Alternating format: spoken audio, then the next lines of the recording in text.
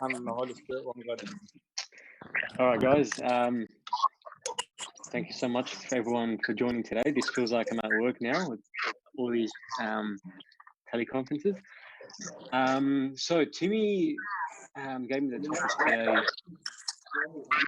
Can you guys hear me? Just mute. Can we mute everybody? I can hear it.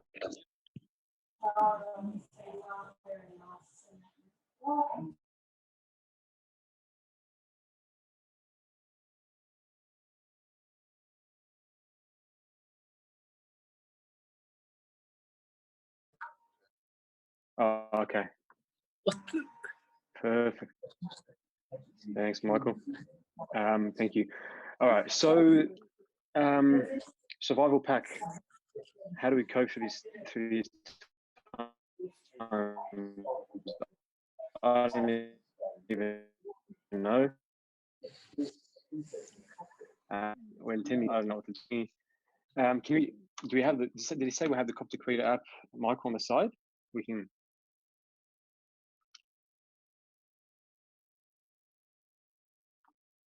Okay.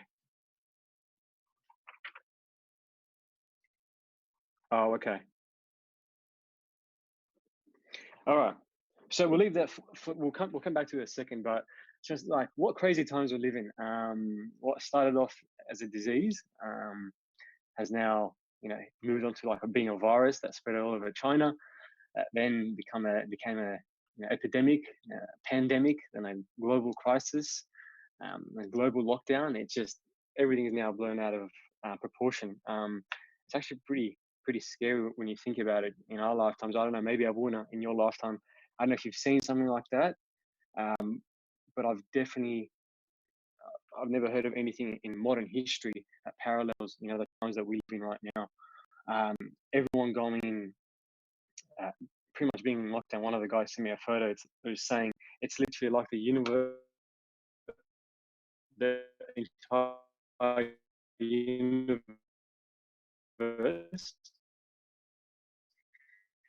sent us to our room and to think of this. I can't wait for all this to blow over and everything just returns back to normal.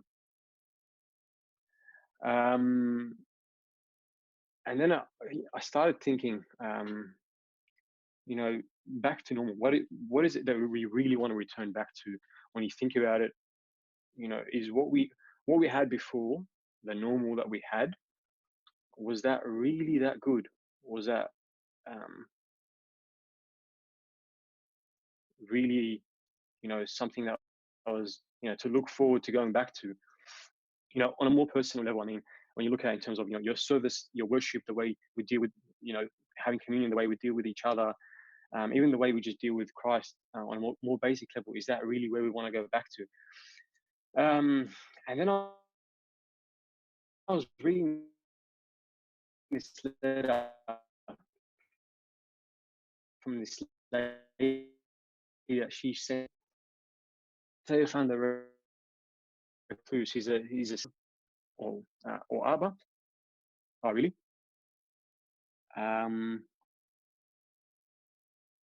It's lagging heaps. Is it lagging? Can you speak up? I can't actually hear you. Oh, really? Yeah, I can't hear you. Can you speak up?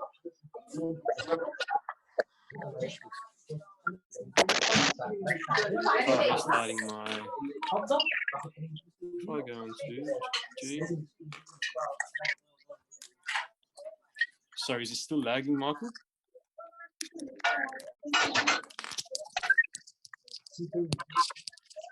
Yeah, what about now? Yeah, can you hear me now?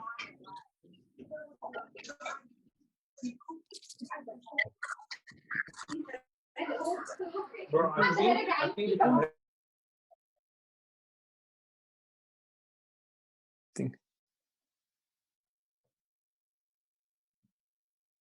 Yep, better.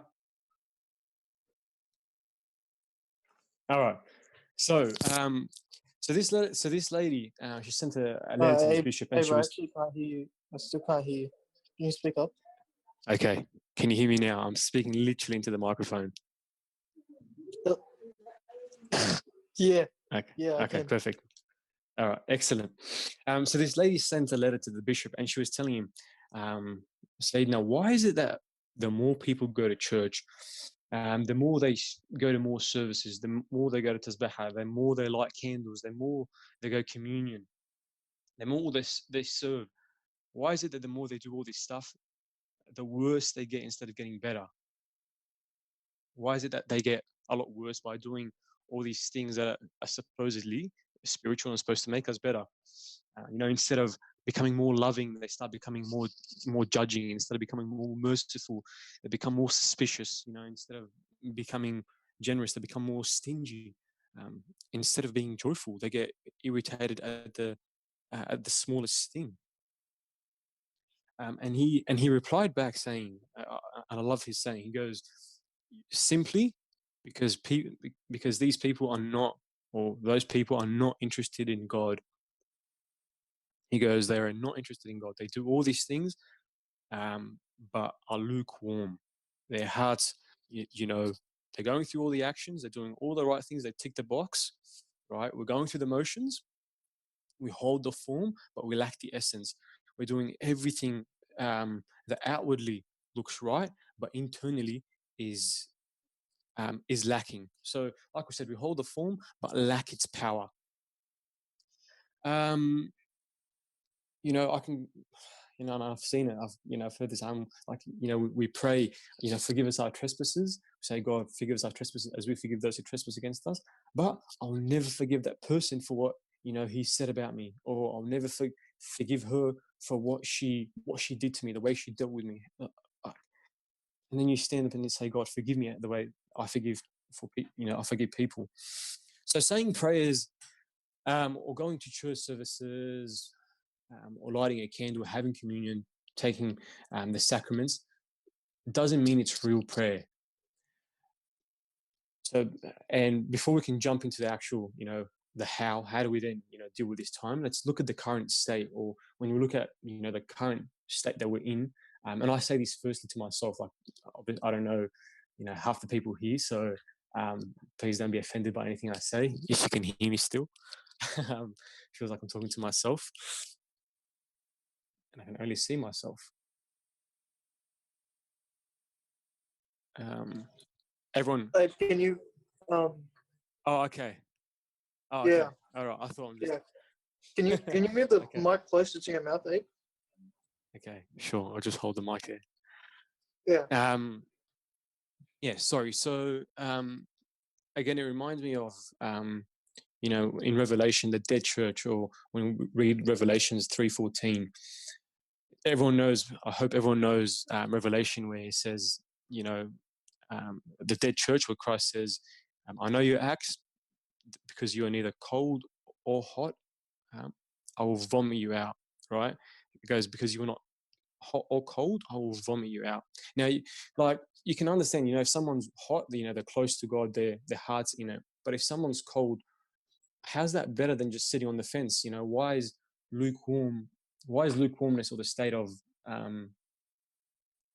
sitting on the fence? Why is that worse than being cold? Right? If I was someone that, I came to church, but I'm not really into, wearing a deacon, or I'm not really into singing along, or I'm not really into praying, like, during the liturgy. I come to service to see my mates, and at night I say Our Father. How's that worse than me not doing any of that and being away from God?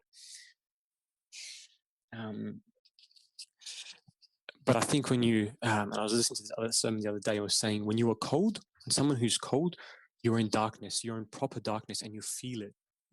You're away from God, and you can feel it, and you're happy with that. You're happy to stay in your darkness, right? You're in darkness and your gloom, but you know your state, and you make an active choice to stay away from God, because He's not the content of your desire, or that's not something that you want. But someone or the only person that sits on the fence is the devil, because, like I said, you can go through everything, right, that appears right, but inside is completely empty. So, like we said before, holding all the forms. So attending Bible study, attending liturgy, wearing deacon, becoming a deacon, or attending tasbih, serving Sunday school, giving up your Friday night to go to church, or to stream to a live Zoom instead of, I don't know, watching Netflix, or instead of socializing with your friends over a house party or whatever it might be. We've given it up for going to retreats. We do all these things that make us think we're doing all the right things, like the prodigal son. The older son was in the house of the father, did everything right, but the gospel alludes to him being in a worse state than the actual prodigal son that left and came back. Because you think you're in the right place, but the reality of it is you're completely removed from God. You're completely far from God.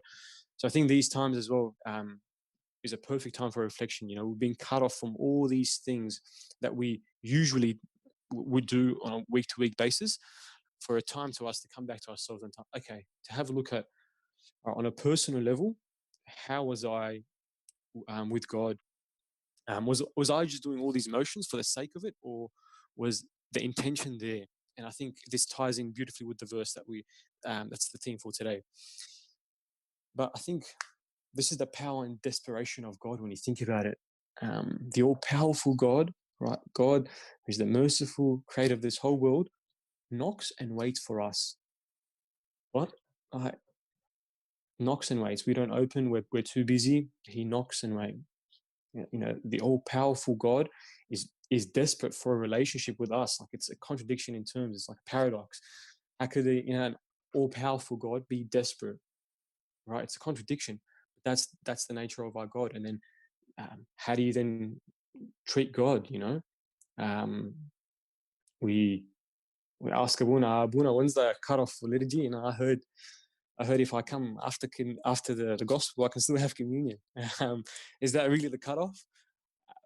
My phone vibrates during the liturgy. Yeah, check that message quickly. Might as well check Facebook while you're at it as well. Hey, better yet, I don't know. Check Twitter as well. Service. Hey, man, are you I want to do this service because my friend's there. Are you going to go to church today? Let me see who's going to church. I don't want to do this service. It's not a cool service. No one's, not a popular service. Whatever it might be. I'll give you a bit of trivia, right? So we start the liturgy with a third hour prayer. So, right, for Matins, everyone that comes Matins, if you come, we attend Matins, and then after that is the offertory. Before the offertory, we read the Agbeya, right? Does anyone know which hour we start with? Probably just say it's the third hour. We start with the third hour. Does anyone want to guess why we start with the third hour prayer? Why don't we start with the first hour prayer? Is the first hour prayer not important?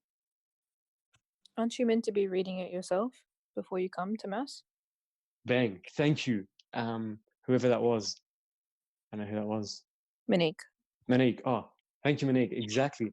So you're supposed to read the the first hour before. So the church has assumed that we've already prayed before we came to church. But what do we do? We say, oh, no, I'm going to church, bro. What's the point of even praying? I'll pray when I get to church. Do you see the mentality that we're in? I read this this parable by C.S. Lewis. That sort of shook me, right? He goes, it's anyone interested, it's from the book called Me Christianity. Highly recommend that book for everyone. So listen to this. He goes, the great thing to remember is that though our feelings come and go, his love for us does not, right? So though our feelings come and go, his love for us does not. It is not wearied by our sins. It is not quenched by our sins or indifference, right? So nothing we do, right, or don't do can quench the love of God, right? He stands there knocking, no matter what you do or what you don't, or what you don't do, or how far you are from him. He stands there knocking. He waits and knocks and waits, knocks and waits, knocks and waits. We put barriers. We go through the back gate to avoid him, as the guests come to the front. So we try to go through the back and run or whatever. He stands there, right? He goes, therefore, his love is relentless in its determination that we shall be cured of all our sins, right? So his love is relentless in its determination to be cured of our sins at whatever the cost to us, at whatever the cost to him. and the cost to him was his own begotten son, on the cross itself. But I love that he goes, he won't stop no matter what it costs us, right? No matter if it means we have to be locked up right now, in our houses, we can't leave. No matter if it means that, we're now blocked off from having communion, no matter if it means we can't attend liturgy anymore, even if it means we don't attend Pascha. I was thinking about it the other day, the reality of imagine not attending Good Friday, not attending all the, Pascha hours, the Thorteti Gom, the Good Fridays, the Apocalypse night, not doing, all that stuff, God cutting us off, from these things to sit there and evaluate. And I think that's exactly what it is now. It's a chance for us to think about why you're doing what you are doing, right? Ask yourself why.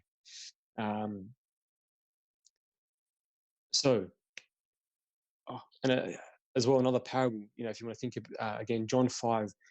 Last week, does everyone know what the gospel was about? Anyone want to have a guess at what the gospel, anyone that was paying attention to or did the readings, even though there wasn't any church? What was the gospel about? Anyone? Sorry, It was about what day was it for? On Sunday. the man that couldn't walk Yes. by the pool. Thank you, Monique. Oh no, is it Monique again? Yeah. Monique, thank you. Exactly. So, and it's pretty fascinating, right? Like hopefully you'll see where I'm trying to go with this, but it said in the gospel that Christ knew the bloke was sitting there for 38 years. So it says literally, Christ was walking. He knew that the man was sitting there paralyzed, right, for 38 years in front of a pool that supposedly could heal him. All the character had to do is just jump. Angel, stirs the water. He goes in and he's healed, right? So he's seeing people in front of him, at least 38 times in front of him, being healed, give or take. And Christ knew that, but then still asks him, a very, Thomas, Hopko says this, right? So it's not my words. He goes, Christ asks him a very dumb question when you think about it, right? Or it appears to be a very dumb question, right? He asks him, do you want to be healed? What a dumb question. Of course I want to be healed. I'm sitting in front of a pool that, has the potential to heal me. Why would I not want to be healed? For a very simple reason that, and I always say this for a lot of us, I say it to myself first, we don't want to be healed, right? If you want to sort of co-create a scenario, maybe that guy at the pool, he loved it. He loves sitting there. Everyone pities him. Everyone walks past. Think about it. Someone would have had to bring him food. Someone would have had to bring him water. There's people around to keep him company, shelter. He didn't have to worry about doing anything. He was lame and paralyzed. He couldn't do anything. So he could have been happy in his sickness, so to speak. Didn't have to do anything about it. And was happy with where he was. Maybe we're happy with our sickness as well. Maybe we're happy, maybe I don't want to deal with those, small foxes, I don't do the big sins, I don't steal, rape and murder, but the small sins, I'm okay with them. Not being sincere in my prayer, not being sincere in my service, talking about people, hey, it's just pastime. Like I'm not, being cruel to the person to their face. I'm just talking about them just to pass time. All these small things, right? All these sicknesses, we're happy with them. We don't want to deal with them. Think about the guy. When Christ healed him, right, it meant that he now needed to take responsibility of his life, needed to take responsibility of his actions. It meant that he'd now have to go start, earning a living, to start, getting his own food and water and find shelter for himself. He could no longer be pitied, etc., etc. He had to do stuff, take responsibility. So if I'm serious about this thing called Christ, about Christianity, if I'm serious about it, there's going to be certain things that I have to do. There's going to be certain things I'm going to have to let go of.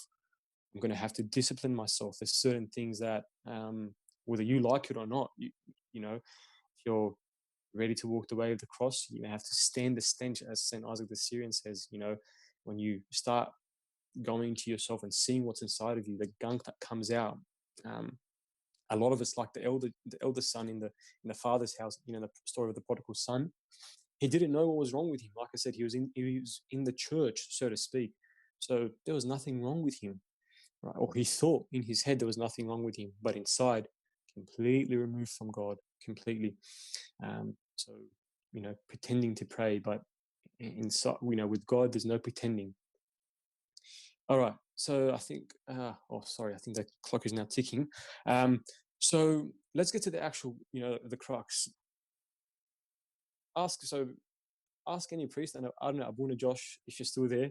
I don't know if you can, agree or disagree with this next part, but, ask any priest, what's the top 3 excuses, or the top 2 excuses people give you for not praying or not, trying to develop a relationship with God. And I think the first one would be is time, and I can't. No, I don't have time. Come back from work or uni, and I'm just knackered. I give God 5 minutes in the morning, and I'm late. Obviously, during the days I write off. And quite frankly, I can't. Every time I come to prayer, I feel that, I don't know, it's so heavy to open the Agbiya, right? These coming days as well, like Father Moses Curley says, he goes, the Agbiyas, the cover of the Agbiya is going to feel like 50 kilos trying to lift it off, right? We don't have time, and you think that you can't. But I think that, now God's like almost says, okay, you don't have time. I'm going to remove the obstacle for you. You now have literally all the time in the world. And now it becomes, onto us, what you choose to do with your time, which is distractions. Right. All right. So, and I think the point of distractions ties in with the next point, that we now have, this period of seclusion, an amazing period of seclusion at a perfect time. Lent, literally, you can't even go out to see your friends. You can't even, go to work. You can't, whatever you could do before, you can't even go to church. And again, might be controversial, but I might say these things are distractions, right? So all this stuff might be distractions from the core, from the essence. All right, let's actually get into the crux and read the actual verse from Matthew 6, let's go from verse 5. Actually, let's go from the beginning, verse 1, just to get a bit of a background on what's happening, or the context, and then we'll jump to verses 5 and 6. So it goes, Christ says, beware of practicing your piety before men in order to be seen by them. Sorry, if anyone has any Bibles, just Matthew chapter 6, verse 1. So it says, beware of practicing your piety before men in order to be seen by them. For then you will have no reward from your Father who is in heaven. Thus, when you give alms, sound no trumpet before you, as the hypocrites do in the synagogues and in the streets, that they may be praised by men. Truly I say to you, they have their reward. But when you give alms, do not let your left hand know what your right hand is doing, so that your alms may be in secret, and your Father who's in secret reward you openly. All right, now we're getting to the crux of it all, right, concerning prayer. And when you pray, you must not be like the hypocrites, for they love to stand and pray in the synagogues and at the street corners, that they may be seen by men. Truly, I say to you, they have their reward. But when you pray, go into your room and shut the door and pray to your Father who is in the secret, and your Father who is in the secret will reward you openly. All right. First things first, no pretending with God. I think the message from the get-go is very clear. You can pretend with anyone you want in the world, not with God. You can pretend on Facebook. You can post the most beautiful photos of you on Facebook. I'm yet to see someone post a bad photo of them on Facebook. Oh, perfect. Yes, thank you, Michael. Yeah, I'm yet to see someone post a bad photo or anything like that. And the reason being, I don't want to be seen. I want people to think, positively of me. I don't want anyone to see my wrongdoings, so we can hide all these things from people, all the bad things about them. And the danger I see with that as well is that we sometimes, a lot of the times, the majority of us, start believing our own lie. I start putting on this beautiful picture for people, and I start believing that this picture is me, is who I truly am. But with God, there is no pretending, right? You can, go like the Pharisees or, the hypocrites. You're saying like the hypocrites, they go around the synagogue, and he was looking.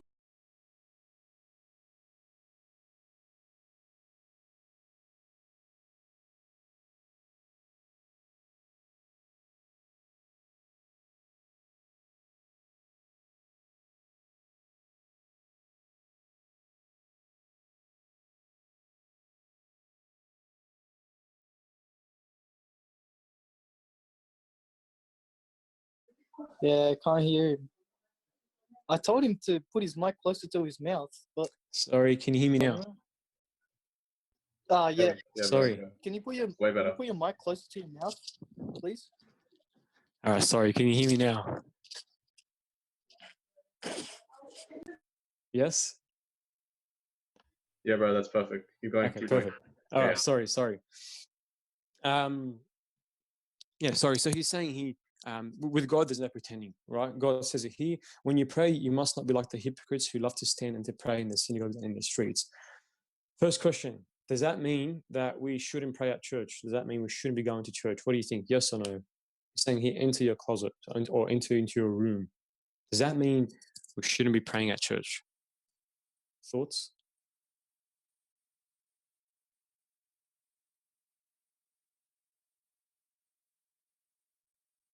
Anyone? No, we still need to go to church to pray together as one body and partake of the Eucharist. Okay, good. Excellent. Love it. So, who love to stand and pray in the synagogues. It says, and when you pray, you must not be like the Pharisees, for they love to stand and to pray in the synagogues and in the street corners. They may be seen by men.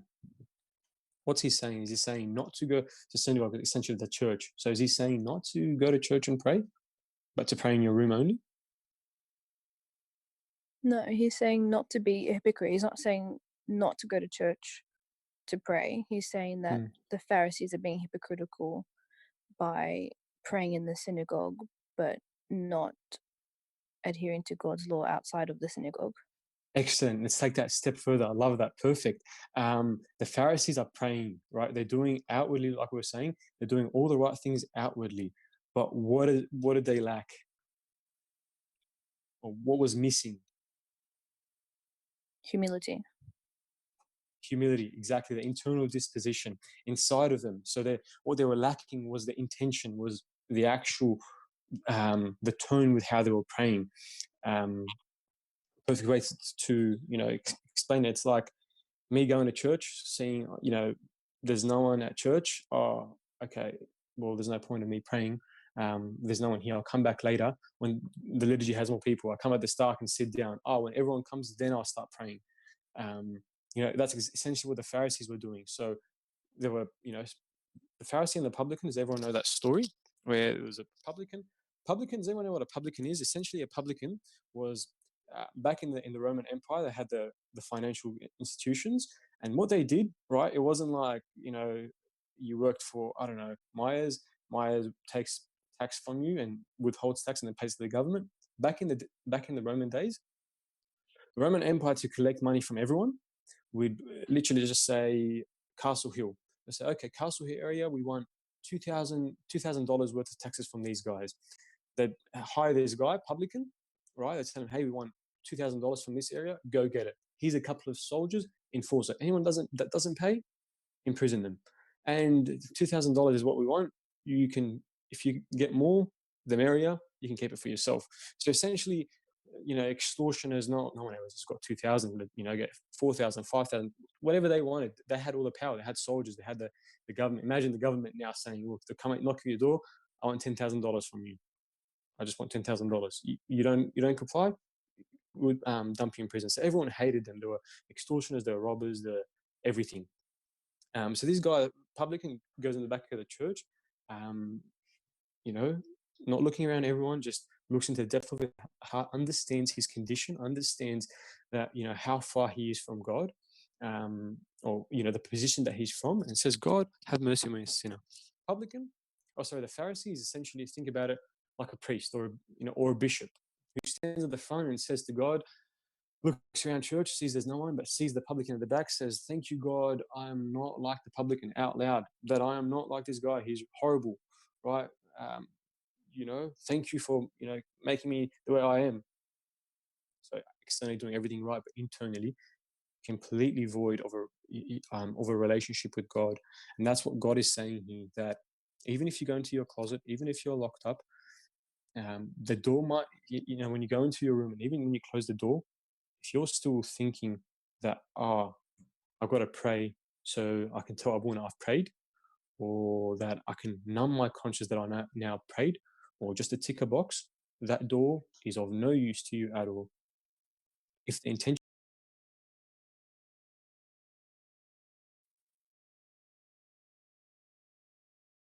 sorry. So if God is doing all this stuff, what am I doing? And the other point as well to think about it, what he's saying now, the St. John Chrysostom says something beautiful.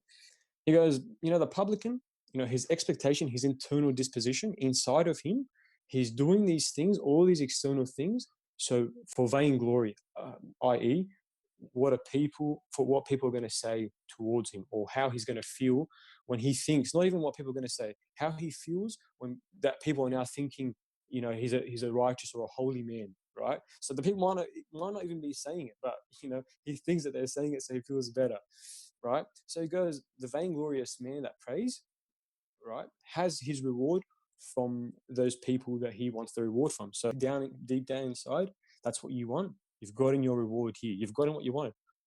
What do you expect from God? You've gotten your reward from here.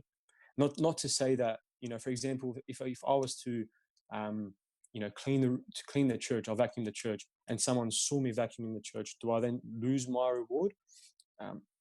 No. If my intention is to clean the house because it's God's house, and that's a service I'm offering from. If I'm cleaning it in the back of my mind, wanting someone to walk into the church just to have a quick look at me doing, just want someone to say something, or I wanted to walk past and see me doing the service and then give me praise, then you've got your reward then and there. What more do you want from God? So again, St. John Chrysostom goes, when you make your prayers, don't make it outwardly, but following Joel 2, the book of Joel, chapter 2, verse 13, when he goes, the prophet says, render your hearts and not your garments, right? Render your hearts and not your garments. God doesn't care about you ripping your garment. What he cares about is your heart. All right. Sorry, I'm giving over time. Let's quickly, any questions so far? Anyone disagree with anything? Have I lost everyone? Does it make sense? No? Yes? Anything?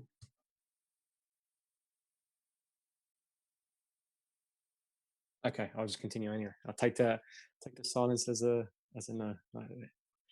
All right.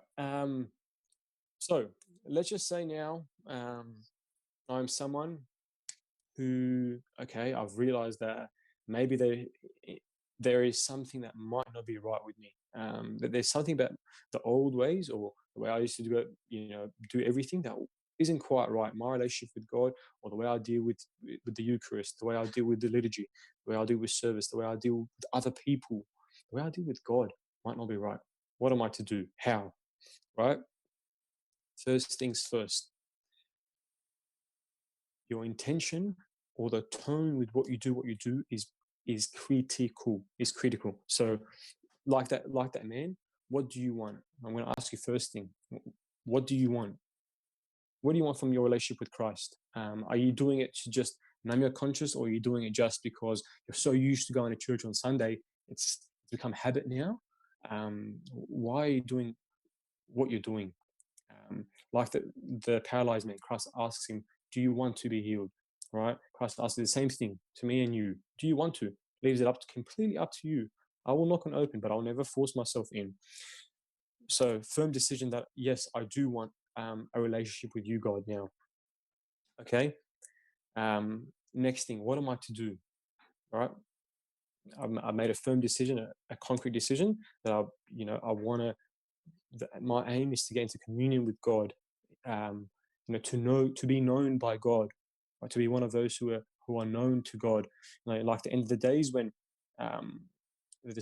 Christ tells them in the final days, many people will come and say, Lord, Lord, did we not prophesy in your name? Do we not cast out demons in your name? Do we not do mighty acts in your name? Right? And God tells them, depart from me, you evil and wicked doers, I never knew you. So the aim of prayer is to be known by God, to be those who are known unto him. Okay, so do not delay. Do not delay. Do not say, no, I will start from tomorrow. The interval may be deadly, right? The devil is very smart. You say tomorrow, someone, Abuna will call you up, tell you, can you do X service? Your mum will tell you, Habibi, I don't know, come clean your room, or whatever. A million and one excuses will come up. So do not delay. If you make a resolution like Lot and his wife, Christ told him not to look back. As they, got him out of the city of Sodom and Gomorrah, he told them, don't look back, right? Move forward only. What happened to Lot's wife when she turned back? Turned into a pillar of salt. Yeah, I know this is a bit weird. So again, the message is clear. If you want to move forward, you're not looking back. You make a firm resolution, you start straight away. Don't think about what people are going to think about you. If I decide now that I won't stay out late on Saturday night because I want to go to church on Sunday, from the start, not just to take communion at the end. What are the boys going to think about me? Consequences. So do not delay. Focus on yourself. Ever been on a plane? They give you the instructions. Everyone going on a plane, give you all the safety instructions that no one ever listens to. But they say something pretty interesting, right? So they say if you have a baby, and if you have a child, you're holding a child, in the cases of emergency, oxygen masks will drop from the ceiling, right? You assume that they'll say, or instinct would say that you help your helpless child. You put the mask first on your child, then you help yourself because your child doesn't know how to do it himself. But no, they say something very specific. They go, put the mask on yourself first and then help the kid. Why? Very obvious reasons. If you don't have enough oxygen, you pass out, you can't help yourself or the child, right? So forget about helping, if you yourself, are not grounded, right? Don't worry about everyone else. Focus on yourself. I think this is the perfect period to just focus on yourself. Be your own judge. Don't worry about what other people are saying or doing. So discipline. We're going to need to have discipline in everything we do. You're going to have to set concrete, firm times. You don't know how to pray? Speak with Abuna. Abuna Josh is amazing. He, best priest out there. You guys are very lucky. Give Abuna a call to Abuna. I don't know how to pray. Set a firm, concrete prayer canon and stick to it. If you say 6 o'clock, you're going to pray Father, Thanksgiving, and Psalm 51, then you're doing that. At 12 o'clock, you drop everything and you do that. You stick to it. You're firm. And last point. So now we're serious. We said we're going to do it. We're not going to delay. We're going to focus on anyone. I've spoken to Abuna. He's giving me a canon. Drop the distractions. The last point. This is the last point, and hopefully, if you take anything from today, take this: to drop the distractions.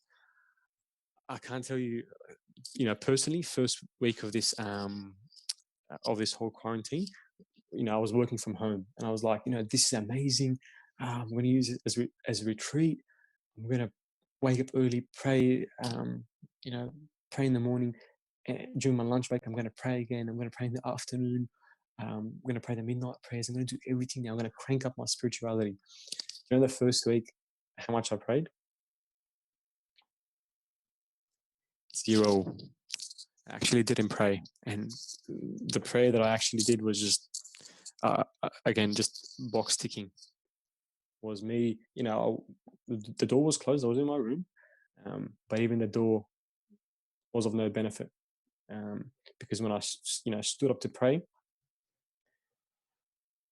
before I stood up to pray, I spent my whole day working, and when I wasn't working, I was reading up on all the football commentary and what's going to happen with Premier League and the Champions League and everything.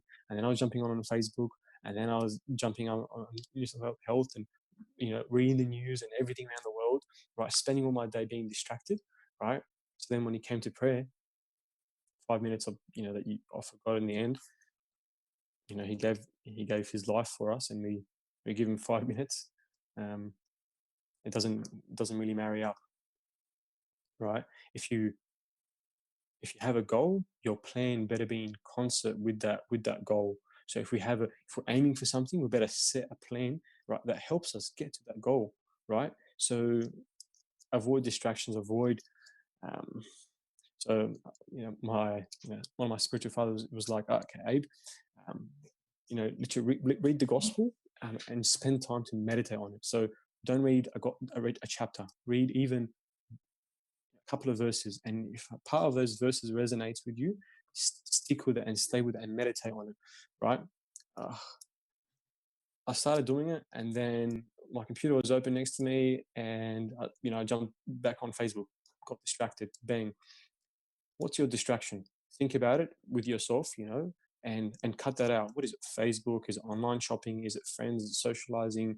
Is it sports? Is it hours on Netflix binging on TV shows or whatever it might be?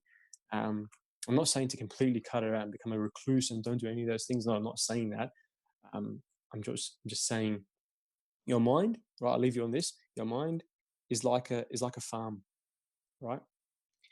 A farmer has two seeds: a seed of nightshade, right, a deadly poison, and a seed of corn. He takes those two seeds and throws them in the field every day. He plants and he waters them every day.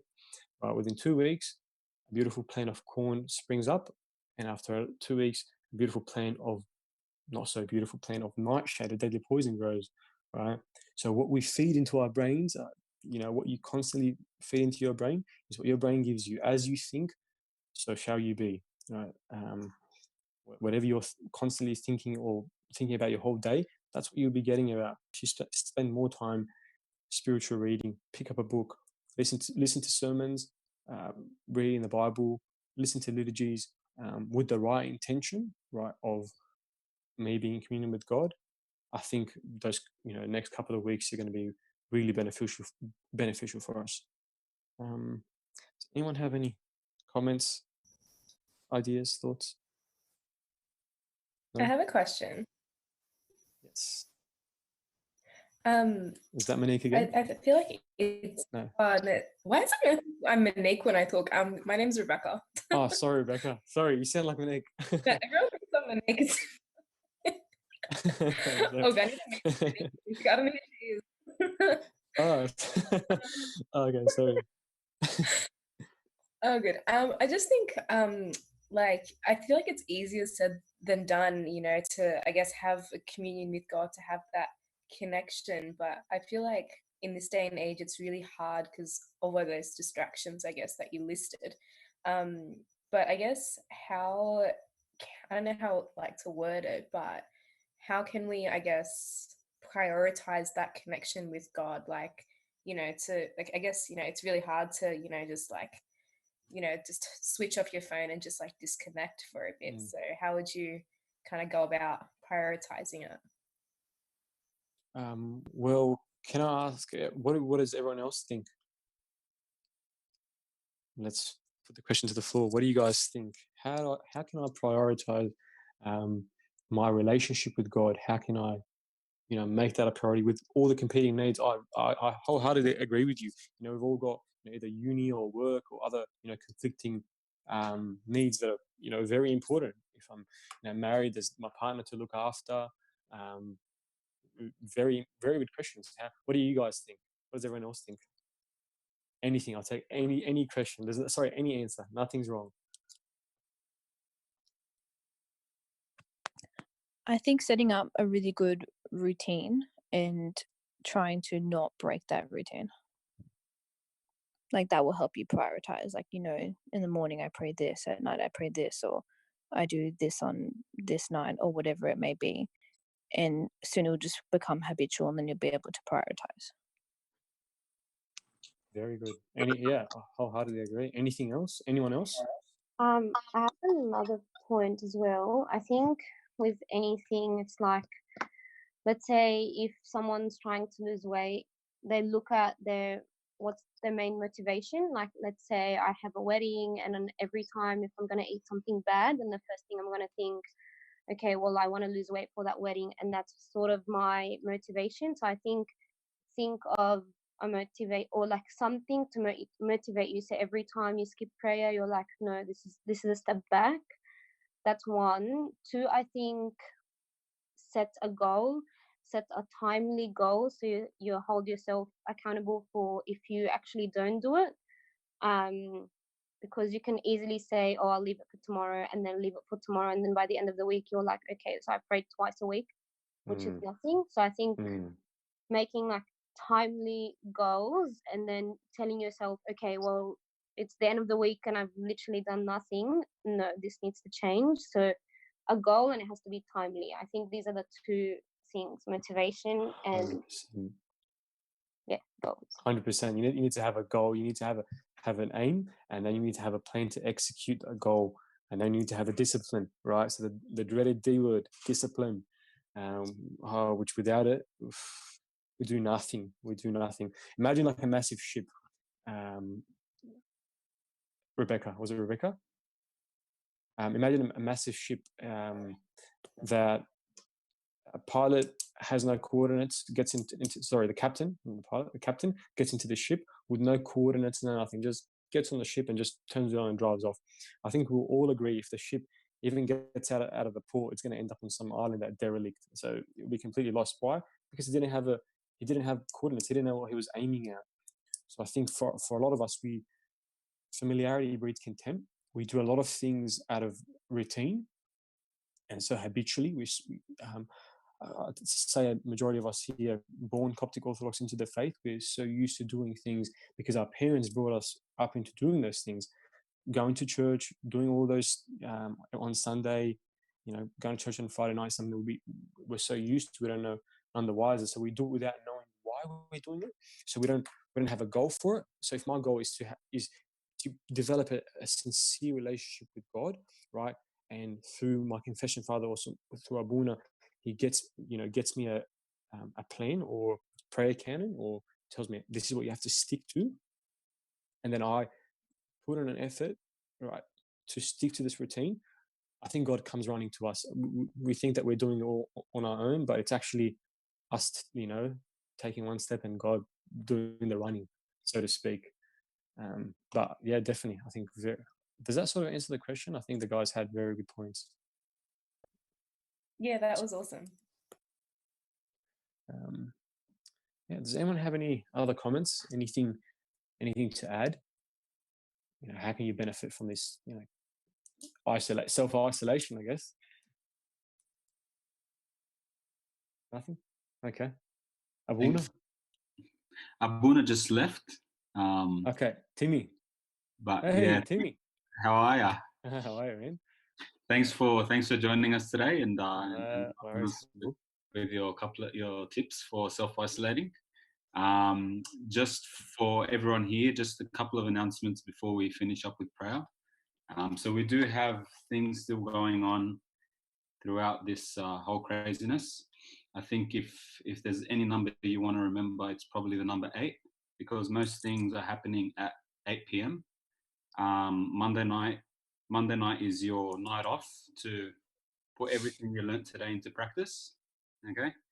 Tuesday we have our Bible study. Okay. 8 p.m. we're studying the book of 2 Peter. Wednesday night we usually have a chilled night, so something like we do after the youth meeting, where everyone just talks and everyone chills, or if anyone has any questions and answers, we usually like to do that. 8 p.m. again. Thursday we have Tazbeha, and we have a couple of the youth that do Tazbeha live at church. Obviously, given the restrictions, there's only a couple of people allowed to go, but we can still join and we can praise in the comfort of our own homes. Friday night we have the youth meeting as per usual. Next week we'll be joined by Luke Gerges, who's continuing with the second part of this series, which is a guide to self-isolation. So we look forward to hearing from Luke. And finally, on Sunday night, we're continuing with our book club, so 8 p.m. again. The book we're reading is by Abuna Bishoy Kamen, and it's a book about a journey through Lent with Isaiah the prophet. So I don't know if everyone here knows, but Isaiah, we call him the fifth gospel writer because obviously his prophecies were so similar to the books of the gospel, and it was as though he had been alive during the time of Christ. So that's all we have for that's what we have for the next week. The coming up in the next few weeks, some of the youth are preparing what we call Cosmin TV. So it's going to be an attempt to have running 24/7 content and things for people to watch via our YouTube channel. So it's a big effort that's being put into trying to get this together. But hopefully, you know, in the near future, will be something that's up and running, and something if it's something that you'd like to tune to, just keep your eye open for the announcements. So that's coming soon. We'd like to thank Abraham and all the youth from Pope Crawler's Church for coming on such short notice. Yeah, the changes just happened overnight. I remember a couple of weeks ago I came and spoke at your church, and it was literally just at the start of all the craziness. So it's crazy. Yeah, no one ever thought it'd blow out to be this bad. Hey, I guess. Yeah, it's crazy. It's almost like turned around. Yeah, like imagine just God sending us into our rooms. He's like, think about what you've done wrong. yeah. No. But it's like you were saying, it's a really, really good opportunity, and I think, you know, in our lifetime we're probably not going to get a chance like this. Like this is probably a chance to just, you know, take a break and think about the direction that we're going in life, because it's very difficult. We're in the business and the craziness of life to forget what's the purpose we're actually here for and what's the purpose we're actually alive. So yeah. I think this is the break that we need. Yeah. I think I heard another Abuna saying, he's like, don't put band-aids on during this time. He goes, when someone comes to ED in a lot of pain, he goes, a lot of the times we don't give them a painkiller straight away, so we can diagnose the actual cause of the pain, or whether, you know, what's causing his pain. We don't give them pain numbers. He goes, so try in this period not to take painkillers. Don't just watch all the live streams. I'm not saying live streams are bad. No, definitely use the live streams. But if you're on Sunday morning, if you're just turning on the liturgy, right, on the live stream, and you're like on your laptop, you know, Facebook playing games or whatever, what's the point?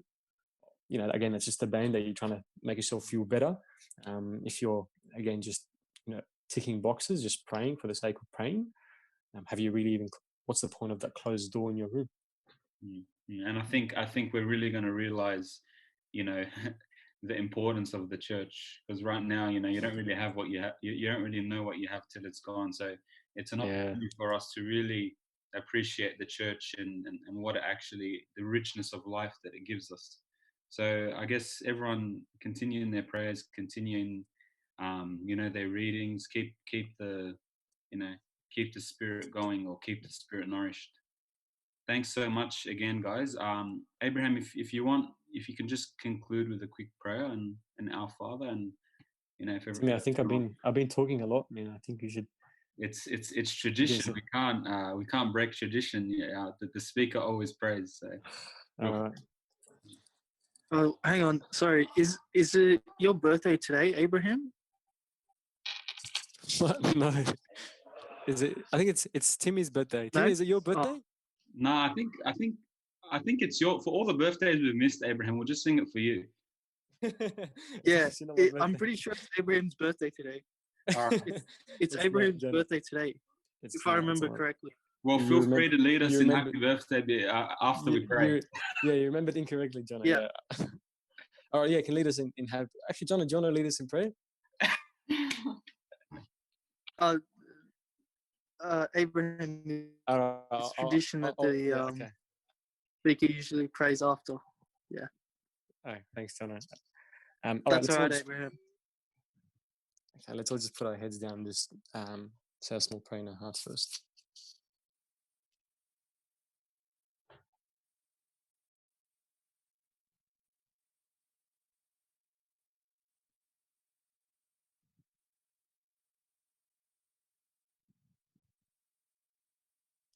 Blessed Lord, who is no less the King of heaven, for having suffered yourself to be crowned with thorns, heal us, O Lord, of all our passions and all our sins, and draw us closer to your side. And when we fall, lift us up. And when we are lost within ourselves, speak the words of peace to our hearts, Lord. Teach us how to love you above everything else, Lord. And any love that takes us away from you, O Lord, take it away from us. You who in the fullness of time put on flesh, came down to the earth, suffered as a man, was whipped and was bruised for our sins, and died for us.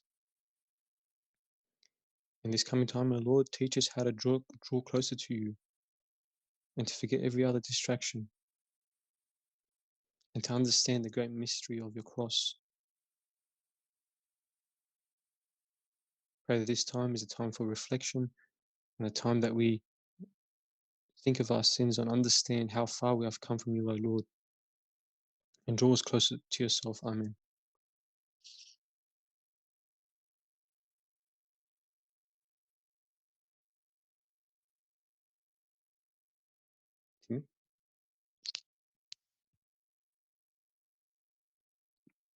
During sessions of St. Mary, St. Cosme and Damian, Pope Carlos VI and Habib and Archdeacon Habib Girgis, hear us when you say in one voice, Our Father, who art in heaven, hallowed be thy name. Thy kingdom come, thy will be done on earth as it is in heaven. give us us the daily bread, forgive us our trespasses, as we forgive those who trespass against us. Lead us not into temptation, but deliver us from evil. through Lord Jesus Jesus Christ, our Lord, thine and is the kingdom, kingdom, power, and glory forever.